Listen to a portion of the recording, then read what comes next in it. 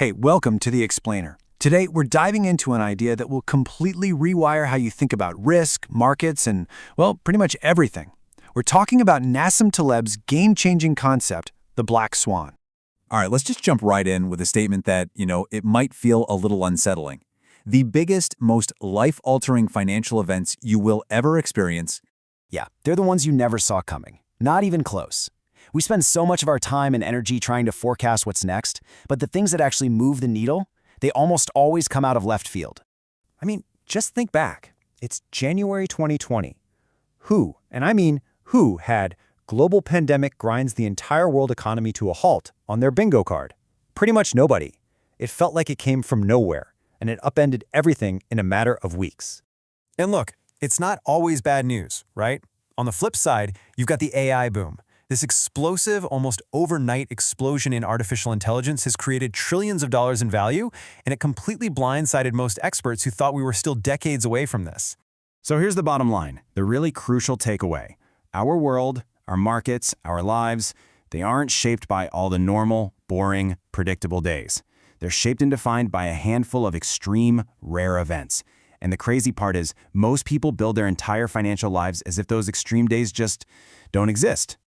So, what are these things? What do we call these massive surprises? Let's get into it and pin down a proper definition.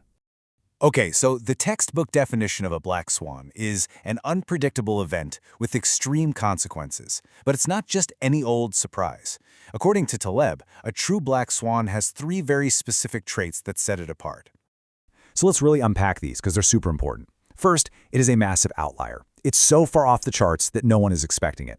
Second, its impact is just huge. It changes the game completely. And third, and this is the really sneaky one, after the fact, we all spin these stories to make it seem like it was predictable all along. We say, oh, of course, the signs were there. And that little mental trick is so dangerous because it stops us from preparing for the next one. And this is really the core of it, right? This is why it matters so much if you're an investor. Your long-term success isn't determined by the 99% of boring, average days. It's all about how you handle that 1% of pure chaos. The problem? Most people are only set up to handle the calm days. But that begs a pretty big question, doesn't it? If these events are so critical, why are we so consistently blind to them? Well, let's dig into why our own intelligence can actually work against us. This slide, right here, it really shows you the heart of the problem. On the left, you've got this neat, tidy world of financial models. It's a perfect bell curve, where extreme stuff is basically seen as impossible. But on the right, that's reality. See how the ends are fatter? Fat tails is a fancy term, but all it really means is that in the real world, wild, crazy, market-shattering events happen way, way more often than our spreadsheets want us to believe. And this is where things get really counterintuitive and honestly a little dangerous. We think if we just get more data, more information, we'll get better at predicting things. But a lot of the time, it just makes us more confident in our flawed models. It creates a false sense of security, which makes us even more vulnerable to the things we can't see coming. So, okay, if our models are broken and more information can actually be a trap, what happens? Why do we see really, really smart people with the most sophisticated tools just blow up? Oh man, this is the classic pattern that Taleb points out again and again. You have to be super suspicious of any strategy that just gives you these unnaturally smooth, steady gains. It's like a perfectly built Jenga tower. They make money by picking up pennies in front of a steamroller, collecting small, predictable wins day after day. But what they're doing is hiding a massive, invisible risk. And then one day, a black swan hits, and that one single event knocks the whole tower down, wiping out years and years of those tiny gains in an instant. All right, so if trying to predict these things is a total waste of time, what are we supposed to do? Just give up? No. This is where we pivot from the problem to the solution. And the solution has a pretty cool name: anti-fragile. This table right here, this is a game changer. Think about how things react to stress. Something fragile, like a wine glass, it hits the floor and it shatters.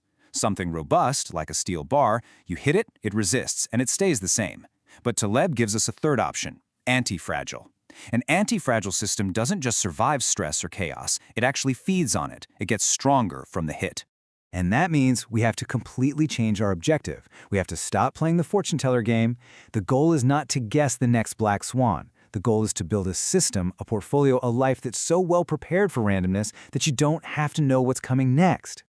Okay, so this is all great, very philosophical, but how do we actually use this stuff? How do we make it real? Let's get practical and put together a playbook for how to survive and even thrive in this kind of world. This question right here. This might be the most important question you can ask yourself about your finances. Seriously, look at your portfolio, your whole strategy, and be brutally honest.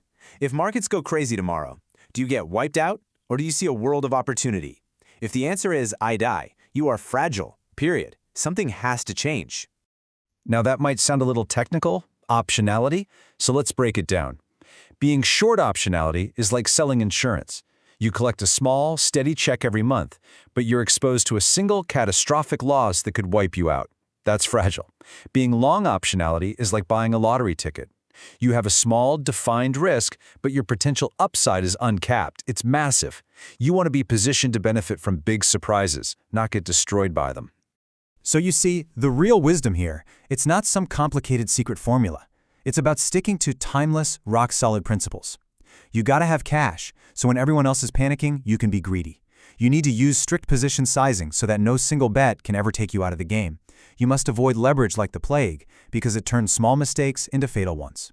Look for those asymmetric bets with huge upside. And maybe most importantly, you have to cultivate a mindset where survival is goal number one.